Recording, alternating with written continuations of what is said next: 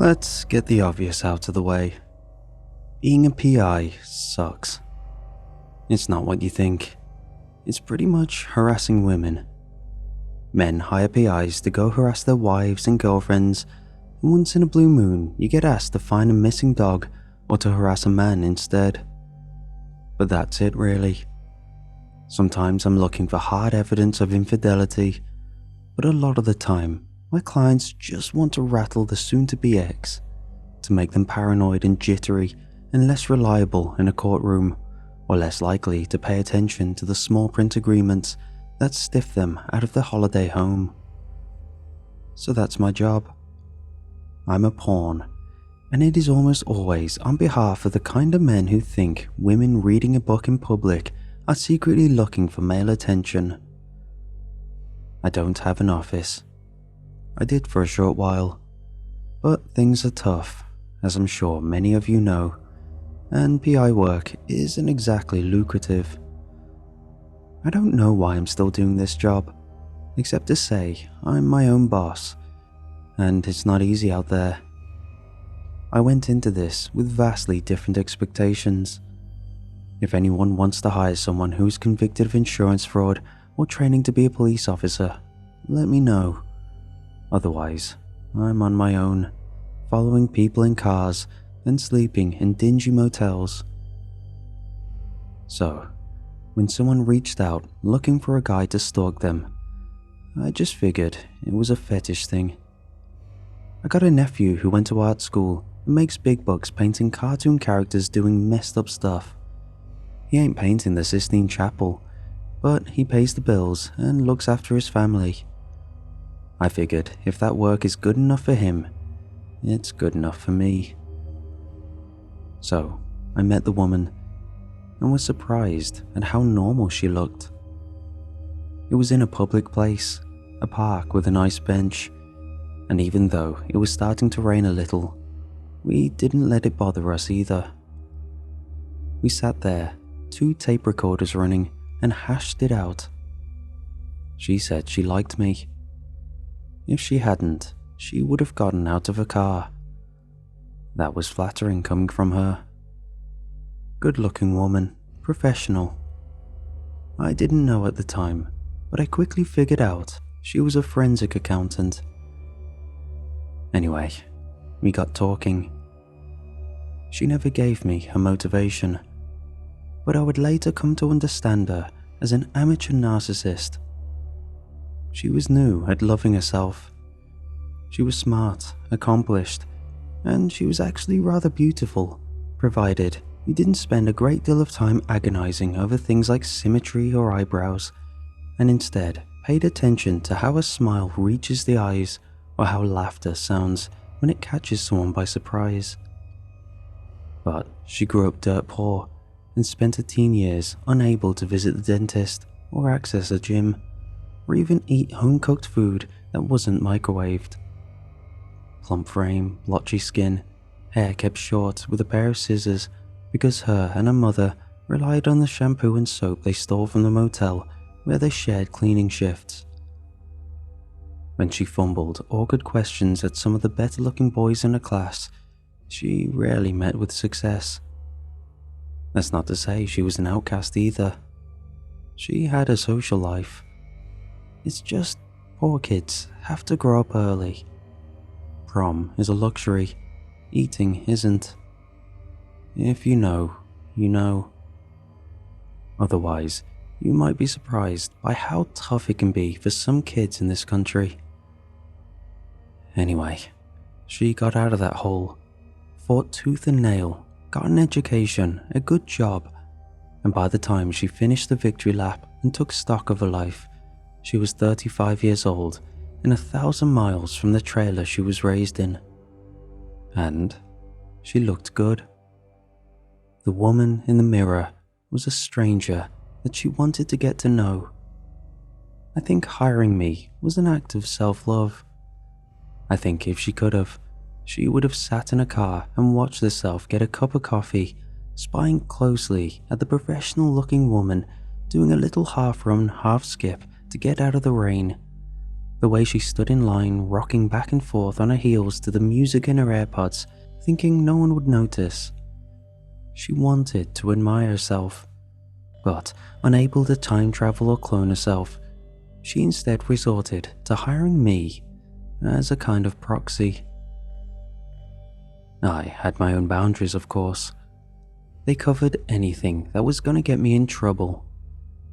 The gist of the contract, after a nice week spent meeting after work and talking, was that I was to follow her as often as I could and just observe her. Photos, videos, secret recordings, occasionally a little bit more.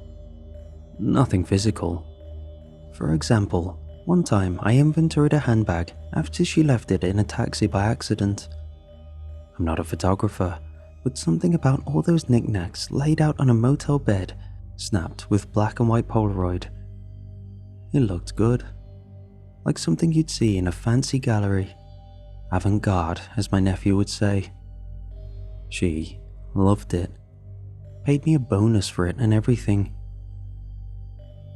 Anyway, this carried on like this for about 6 months. There were interesting times. Tailing her across train stations, racing across open parking lots to install a tracker in a car, standing on a bridge and dropping an AirTag in a bag as she walked past. It was a little bit like being a spy. She even paid me to buy high-end equipment. Crazy stuff. One camera, I could sit on my balcony and read the texts on her phone from a block away. Occasionally, there were days where I couldn't or wouldn't keep up the required intensity. Stalking requires a lot of cardio. When that happened, and I didn't feel like following her into a crowded place or sprinting halfway around town following a car, I'd do research. I'd investigate who this woman had once been. I created fake Facebook profiles and tracked down old school friends, spoke to former teachers, lovers, all of that. The whole job was a matter of mapping her out, like she was a country, you know. And a country isn't just hills and rivers and borders. Countries have history. She was happy with my initiative. The text she sent me when I showed her the research folder was a glowing commendation. First one I'd had in a long time. It was nice. Someone telling me good job. She had a real way of making me feel like a kid getting a gold star. I didn't realize at the time, but I was putty in her hands, head over heels, bless my stupid heart. Of course, I didn't know what I was getting into, but I'd had just enough time to grow overconfident. I made the mistake of thinking that I wasn't going to find anything in her past that'd give me trouble sleeping. Boy, did I get that one damn wrong. Her mother. That's where things took an odd turn. Now, I knew from news reports the mother died in their trailer while her daughter was off staying at some boyfriend's place for a few days. Natural causes, it read. I wanted to know a little more about what natural causes there were. Figured, if there was some congenital thing, it seemed like maybe I ought to know. You'd think the way the trailer park owner reacted to me asking about it, I tried asking the Russian government for proof of a democratic election. Thin, reedy little woman who gave me hell the moment I mentioned a name. What do you want to know that for? Who's asking? Who's paying you? Why do you want to dig this up? Oh, she ripped me to pieces. I put it down to the natural sprinkling of crazies in the standard population and took a different tact. Started calling up the older folks in the park, residents. Every single one of them put the phone down on me the second I mentioned a name. Well, all of them, except one. Some people want to talk, and this old bugger was one of them. He had a lot to say about everything, from the president to social media, and I let him ramble on before starting to press my point. Told him at the start I was a historian looking into the local area, That made it so it wasn't too suspicious when I began asking about this and that, slowly making my way to the death of a 53-year-old woman a couple trailers down from him some years ago. Again, soon as I mentioned her name, there was a change in the air, even over the phone. For a second, I thought this old guy was gonna hang up just like the others. Could hear him smacking his dry lips as he mulled it over.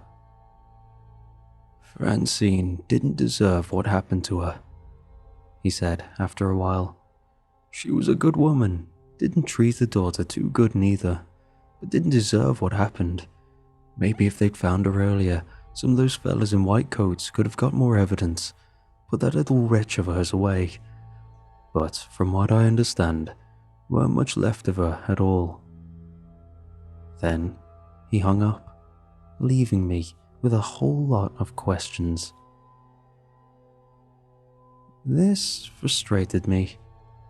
I had, until now, had a fair bit of luck at this new profession of mine. They say be careful what you get good at.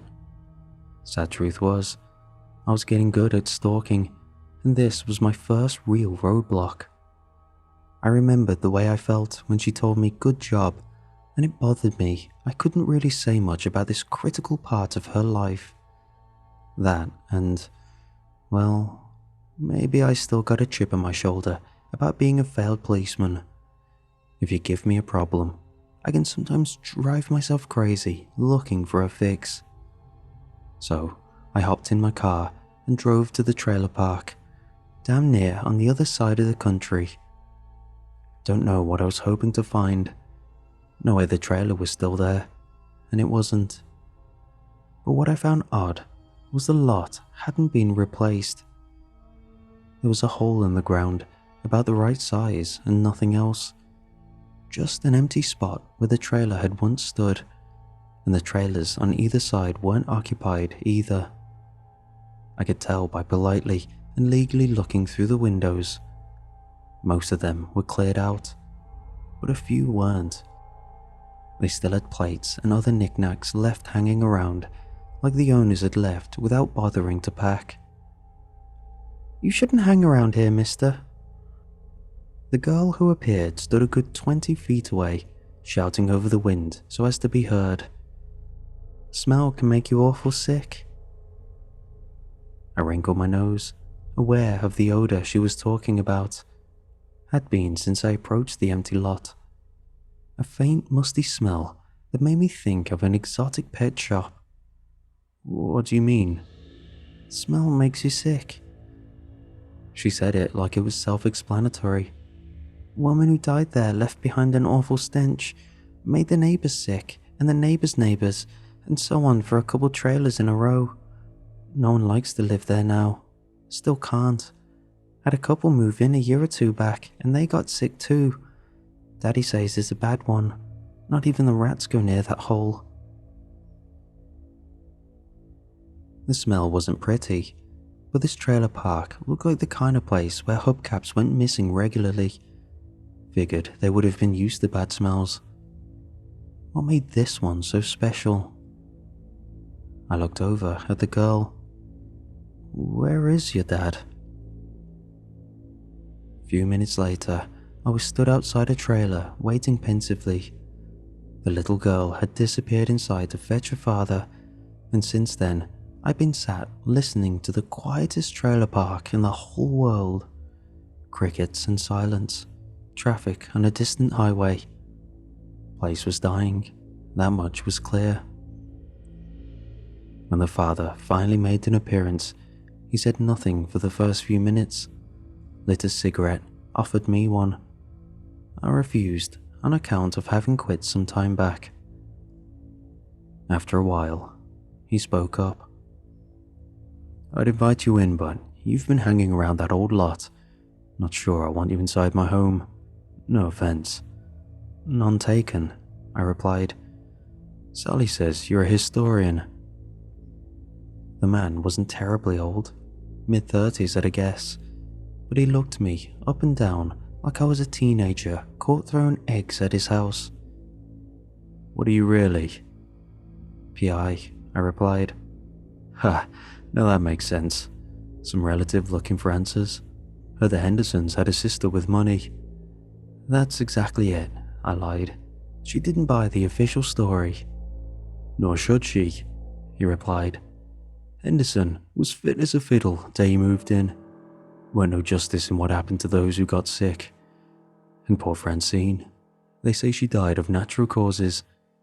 Man, even back then, I knew it was nonsense, and I was just a little kid. The smell alone. Think it's bad now, but at the time, before they came in with a crane to lift the trailer up whole and move it to the dump, it was something awful. There was talk of moving the whole park. Of course, no one gave enough of a damn to give us the go-ahead and actually do it. What did she die of? Don't know. Only thing I'm sure of is that girl of Francine's lied. Said her mother was live and well when she left before the weekend, and they was always on good terms, but that was nonsense. We heard 'em fighting for weeks before, for one. And of course the body. State it was in. Ain't no way it had been rotten for just a few days. He offered me another cigarette. I refused. He lit it up instead. Second one in what felt like just a few minutes. Made me itchy just to see. I wanted to say something, anything to get a little bit more. But I told a big lie pretending to be there on someone else's behalf and didn't want to catch myself out. So I just sat and listened to the quiet buzz of his little patio light. After the second cigarette was done, he reached into his back pocket and took out an old photo. I hope you find justice for Henderson and the rest of them, he said. Only real bit of proof I ever had of something fishy going on. He handed me the picture. It wasn't easy to see what I was looking at. Pile of old leaves maybe, mulch. I squinted at it for a good few seconds, but couldn't make heads or tails out of it. What? Took that the day they arrived to get rid of the trailer. Had to stand on my friend's shoulders just to reach. What is it? I asked, my skin starting to crawl as I picked out details. Whatever I was looking at, it was slumped on the sofa with floral wallpaper in the background. It was about the size of a man, but riddled with holes and cavities the size of golf balls. In my whole life, I'd never seen something that looked like that. Why, that's Francine, he said, or at least what was left of her. He let me keep the photo. At a guess, that was the only interesting thing that had ever happened to that man, and he'd been waiting to share it with someone. All I had to do was give him an excuse. He seemed to take some pleasure in passing it on. Certainly found my reaction to be amusing. I must have gone pale as I grappled with thoughts of what had happened to make a body go bad like that. Back in the hotel, under a good light, I checked that picture again and again. Something about it made me deeply uncomfortable, knowing a woman was under all that. All those holes and crevices must have been made in her flesh, and what had happened to her skin that had turned it such a funny texture. Looked furry, like the kind of thing that grows on top of a long-forgotten cup of coffee. A part of me considered asking my client about this, but I knew that wasn't the way to go. First, she probably wouldn't tell me good job if I had to ask. She hired me to do a certain thing, and that didn't involve politely requesting information right from the source. Second, well, I'd read the police reports, what was publicly available anyway, and she'd made it clear she'd left on the Friday and came home on the Monday. And, well, what if that guy was right? Did she really leave her mother alive and well? I mean, people kill. Not just psychos. People like you and me. We do it every day, and sometimes we even pull it off. Only half of US murders get solved. That's a fact. If anyone could be the right half of that equation, it'd be her. She was smart as hell, my client. Even at 17, she would have been a clever one. Clever enough that she might easily have been able to cover her tracks, gone over to some boyfriend, twisted his arm into giving her an alibi. Sure, I could see that. I just needed to figure out what the hell was going on with that crime scene in the trailer. Thankfully, I got some friends still on the force, one of which I even have a bit of leverage on. At first, he couldn't find much on the actual mother. But then I asked him to see if he could take the photo I had, show it around, and see if anyone had seen something like it before. That proved a lot more fruitful. A few days later, he came back with a strange one, but straight away, I saw the connection. I'll spare the details. Old man was found in a tub, all sorts of messed up, in some old apartment building. It had since been condemned on account of the body, which is fairly weird since bodies don't usually cause that much fuss, but less weird when you realize that said body was in such a bad state it made 3 people sick and caused long-lasting structural damage. Whatever happened to this guy, it ate through the tub he'd been lying in and seeped into the floors and walls below, turned plasterboard to mulch, and apparently even caused some trouble for the sturdier elements like steel and concrete.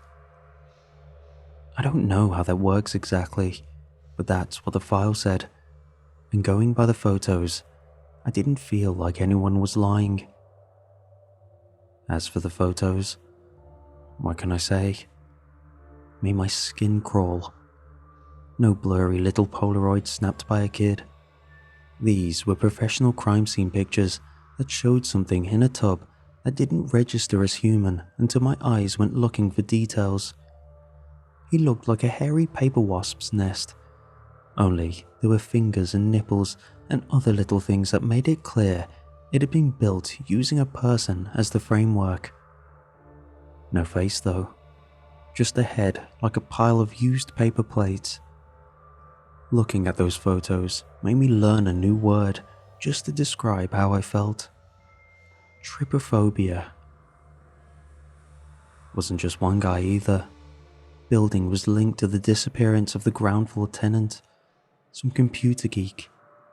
I didn't worry about him too much, but what did catch my eye was there was only one woman living in the whole place, second floor apartment.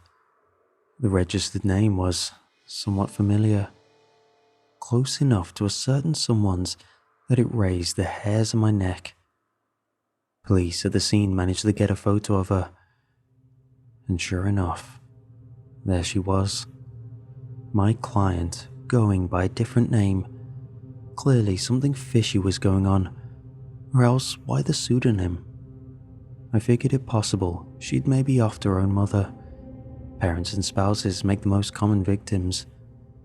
But what connection was there to that second corpse? And what about the missing guy? It was like a horror movie was following her around, and she was just blissfully unaware. Condemned buildings and festering trailers made for a far cry from the professional accountant who enjoyed oat milk lattes and used sweetener instead of sugar to spare her teeth. But there was no denying that she was connected. There was photographic proof she lived in that building. If I wanted to get ahead of this, to really understand what was going on, I had to figure out what had happened to those bodies. I'd pretty much exhausted my favors with the police, and truth was, they didn't know any more than I did. But it turned out the building was still standing, condemned, but they hadn't demolished it, partly because no one wanted to take responsibility. But I reckon it might have had something to do with the biohazard warnings slapped on every single window and door. Good thing I brought a gas mask. I waited for sunset, geared up, and entered through the unlocked door. First thing that hit me as the door swung open was the smell. Similar to the trailer park, but full pelt and hot as well. Made me think of lizards and poorly kept terrariums, strong enough to make my eyes water even through the mask. One thing was clear as I took a look around the hallway. The building was diseased. Not just run down or decrepit like the usual urban decay. This was something else. Looked like the inside of a clogged pipe. You know how limescale fills it up? It was a bit like that. This oily, rusty-coloured fluid had seeped down the walls and left them glistening and soft. Ropey stalactites of the stuff hung down from the ceiling like old party banners, and I edged around them, afraid of what might happen if one touched me. Best guess was that stuff was digesting the place. Anything soft or organic was going or gone. Old umbrella frames were left standing in one corner, the fabric burnt or dissolved away. The carpet was reduced to just a few patches no bigger than my hand, and a bunch of old cardboard boxes piled up under the stairs had turned squat and half liquid, almost flowing down and around each other.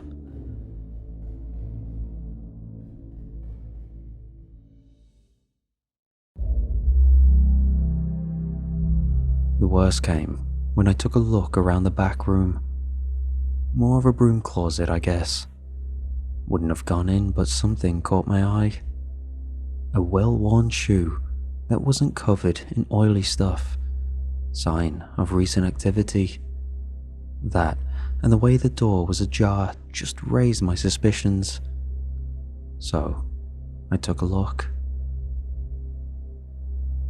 Even now, the timeline eludes me, but someone, a vagrant most likely, given the way they were dressed, died a nasty death in there. Chemical burns come to mind. They were balled up in one corner, eyeless, looking up at me as I pushed the door open to take a closer look. Pink flesh threaded with red blood vessels, yellow bones poking through here and there. From the looks of things, they'd been trying to work the door open. You could see a history of their escape attempts left by bleeding hands. Rust-coloured finger streaks ran all along the door's edges, special attention paid to the hinges. And he'd broken the only window and tried hauling himself up there, only to realise it was barred from the other side. The jagged glass that still clung to the frame was covered in old blood. His palms must have looked like grated cheese. Eventually, he'd given up and laid down in that mess, and the thought of it made my chest feel heavy and tight. I'd only been in the building a few minutes, and that stuff was already eating through my shoes. I could hear the thick rubber soles sizzle and pop with each step. But that guy had been forced to sit down in an inch-deep puddle of the stuff, likely because exhaustion had left him no choice but to tough it out. So how long had he tried to stay upright? Hours, days, weeks. Him getting stuck in there had to be deliberate. I was sure of it. A feeling in my gut. Someone had locked the door behind him and left him to die slowly. God only knows why. But did that mean they were still hanging around and waiting for a chance to get to me? Looking around, I sure didn't feel safe or alone. The shadows seemed too deep, and the steady drip, drip, drip of that rancid oil oozing out of every surface was too monotonous. Someone or something lived in that filth, and chances were they'd been responsible for that poor vagrant's agonizing death. That meant getting out of that hellhole was a priority. So I made for the stairs and started to climb. If there were any answers in that place, it had been the apartment where the old man died. The crime scene tape was still hanging off the doorframe when I found it, and the TV and sofa, or what remained of them, stood in the same place as in the photos. Back in the day, the old man had been a hoarder, and I was surprised crime scene hadn't cleared all that stuff out. It was all still there. Only what had once been a chest-high maze of papers and magazines was now just kind of hardened pulp, almost like magma dried mid-flow. The whole damn place was covered in the stuff, like coral reef, growing up the walls and even patches of the ceiling. Looked a hell of a lot like a wasp's nest, and it looked to be the source of that oily-looking fluid. You could see it sweating out of every crease and fold in that strange hive. It was almost hypnotic to look at. Glistening amber beads oozing out of papery sheets that flowed like rock strata. There was a gentle, barely perceptible rhythm. Hypnotic. I don't know why, but I reached out and ran the tip of my finger as gently as I could along the surface. It felt like the underside of a mushroom. All those papery gills, gossamer thin, soft and inviting. I wore no gloves, and the brief moment of contact had deposited a single bead of that strange syrup on my fingertip. It caused a tingling sensation that was not entirely unpleasant. Even the blood that trickled down my knuckle felt warm and wet, like testing a hot bath with your hand. I liked it, and I wanted more. I went to reach out and push my arm into the nest when a hand burst out of the nest and gripped my wrist. I was so surprised I didn't even make a noise, but instead wordlessly fell back as the hand pushed me away from the nest. A nearly skinless forearm followed, and soon after, a face emerged from the papery nest like a grime-covered nightmare. Black eyes and a lipless mouth. It was a man that could have passed for a corpse, like a half-digested piece of meat. Terrified, I struggled to my feet and realized that this person had broken damn near every bone in my wrist with that single grip. "Your meat smells raw," he growled before heaving himself out of the nest in a disgusting parody of childbirth. My sanity flickered, and the next thing I knew, I was on the ground floor with bleeding eyes and both hands frantically pulling at the door handle. My mind returned in pieces. I blinked red tears away, but didn't stop trying to open the door. I felt it, that urgent need to leave, like a suffocating man feels the need to breathe. But I'd messed up bad. I'd sniffed out of the closet and saw the trap laid there, but hadn't seen the larger one set for me. There was only one way in and out of that building, and I hadn't jammed the door open. Now it was shut, and nothing I did could get it open.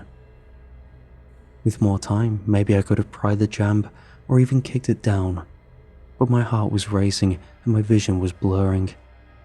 I wanted out of that place, a hot primal need to get the hell out. The air was too hot, my mask too stifling. Sweat condensed on the inner plastic and made it damn near impossible to see. And the pain in my wrist was a throbbing explosion that made sensible thought impossible. I'd realized early on into my little foray that I was underprepared, but the scale of what that meant eluded me until I was there, wrestling with thoughts of exposure and contagion and disease, fumbling at a greasy doorknob with a broken hand while suppressing thoughts of what might be crawling up my leg or back or neck. Panic threatened to consume me. The world and all the normality it represented was right damn there. I could hear it. The distant hum of traffic, the amber glow of streetlights that lit up the biohazard posters. Not 30 minutes ago I'd been there, safe and far away from this waking nightmare. I was being reduced to a prey animal. Even in the moment I could sense it happening to me, being made into something lesser, but it was like my actions were no longer my own. When I finally gave up on that front door, I turned around and saw the shadows way back at the hallway begin to shift as something descended the stairwell. There was no other way out, no door, no window, just me, a long corridor, and a nightmare coming right at me. Something inside me gave up. I don't know how to describe it. I'm still not sure if it was that building and that strange fluid that seemed to warp my own thoughts, or maybe there's just too much one person can go through, but I could practically hear the thin membrane of my sanity tear as I fell backwards into the door and slid down, breathlessly awaiting my terrible fate. I almost contemplated turning off my light, but by then it was too late. I could see him coming towards me. He was legless, nothing from the waist down except blackened viscera trailing up the stairs behind him. He pulled himself towards, hand over hand, with hungry eyes. Before I knew it, he was on top of me, one hand gripping my mouth with a salty palm, the other stroking my hair. And then, in an instant, his demeanor changed. He pulled back with a terrified cry and scrambled away like I'd just struck him with a blade. "No, no, no, no, no, no," he muttered. "No, no, you should have said, I didn't know. I thought you were another one. I didn't know, I thought you were here for me. I didn't know you were hers." He cowered away, pedaling on both hands backwards while keeping his eyes fixed on me. "Tell her I did not know you were hers. I could not smell until I was close, very close. If I hurt you, I am sorry. Tell her I am sorry. I did not mean to hurt you. It is just I do not get to eat often, and I'm always hungry." With a rapid gesture, he threw the key for the door at me. It skittered across the floor and fell just short of my feet. "Tell her I did not know." "What are you?" I stammered. He looked at me, curiously, stopping his retreat only briefly to gauge my expression. "She likes to be seen, but I looked without asking, and I got what I deserve." "Who are you talking about?" I asked. He very nearly laughed, but with such deformities, it was mostly a drooling guffaw. "You know," he gasped. "Don't be stupid. You're in love with her, just like me, but different. You got permission. I didn't. But she was good. She left me an old nest to live in, and I have permission to eat anything I kill or trap myself. Hard now that people know to stay away, but sometimes I get lucky." His eyes flicked to the closet with sickening hunger. "What has this got to do with her?" I asked. "What color are her eyes?" he replied, almost manic with excitement. "Answer, answer, tell me, what color are her eyes?" I stopped. The word felt wrong in my mouth. "Blue... No, he chittered. "None of those." Seemingly excited but afraid, he raced forward momentarily and gripped my lapels with twisted glee. "Compound," he hissed with such forbidden pleasure. "Her eyes are compound. She's jealous of us, you know. Jealous we get to love her." And then he disappeared into the darkness, and something inside me gave way entirely, and I passed out.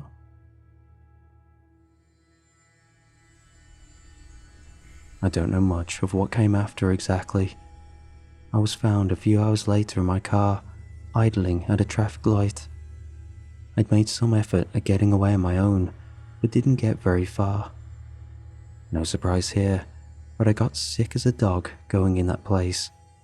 A deep chest infection. the kind that scares everyone at least once in their life. Only fair, given how stupid I was. But forgive me, I hadn't anticipated nightmares beyond human comprehension. I challenge anybody to think that far ahead. You think junkies, you think flies, squatters, but that guy, that man slipping out of the nest and barreling towards me on two hands, my mind going sizzle pop along with the soles of my boots. In real life, things like that always sneak up on you. So I paid the price. 6 months. Jeez, 6 long months. I got every fever you can think of. Sepsis, kidney failure, liver failure. Month after month drowning in my own fluids, coughing up stuff that made the nurses gag and leave. I asked the doctor what the long-term effects will be, and he winced before reading a list of things that didn't leave much hope for a happy retirement. And if it was hard on my body, it was even worse on my mind. Those fever dreams. Doctors say what I remember in that building, that was all just part of the sickness. Say I spent a good 3 days in a coma and strange dreams are the norm, which I might accept if it weren't the damn skin graft still healing in my right hand. No one can explain that. My client visited, just the once. There are universally sad moments in life, and one of them is realizing someone you have a lot of affection for doesn't have it back. They have some, just not the same amount. It was always one way though, wasn't it? I saw her every single day, but if I was doing my job right, she only saw me once a month for our meetings. Our arrangement ended not long after, so I hope anyway. She left me like it was nothing. But me? Jeez. It felt like someone excavated my heart right out. Even after what she told me why she was there, even after what I did, I could barely stand up straight. I was so heartbroken. There were times after that I wished the sickness would just take me. Maybe that defeatism is why it got so bad. Who knows? She came to me looking for a recommendation of all things. She wasn't cold, far from it, but there was a sense of disappointment as she sat beside me and eyed me up. I liked the initiative, she said after a while, but the results leave me unimpressed. What the hell happened in that place? I asked, and even though I could barely hear my own voice, she seemed like she heard every word. For a moment, the way she contemplated it, I thought I was going to get a straight answer. You know, my mother said men don't see ugly women. They know they exist, but they just poof them right out of their mind, like a magic trick. She said we worked better being a little plain, good enough to take home for a night. Any more, and we'd start to leave problems everywhere we go. That guy was a problem. She was trying to warn me about the dangers of attention, but silly me, I went and got addicted. I hoped with you there might be a degree of separation, infatuation on a contractual basis. She took a deep breath, like she'd had a long, hard day. I don't know. Maybe Mum was right. It's ridiculous, I suppose. The fly shouldn't admire the spider. It either sees it and fears it, or doesn't know what's coming until it's too late. I think Mom was telling me to go for the latter. It's no fun being invisible though. You spent all that time looking at me, following me. What did you see? I looked at her until my eyes watered and something throbbed in my skull. I don't know. I tried to lie. Be honest. She looked right at me, and something in the air changed. I don't know what. Hot. Jeez, it was hot, like looking at the sun. I remember the heart rate monitor going nuts, and then I remember gossamer wings and serrated chitin, a tick on the side of your cheek, a leech on your tongue, a horsehair worm that won't leave the skin. And then an instant later, my eyes refocused, and there was just a normal woman in front of me. Someone I could have loved, I answered, unable to stop the words spilling like vomit. Someone who I thought deserved love. See, she said, who wouldn't like your version better? I was crying again, heart racing, whirled like butter, going soft at the edges.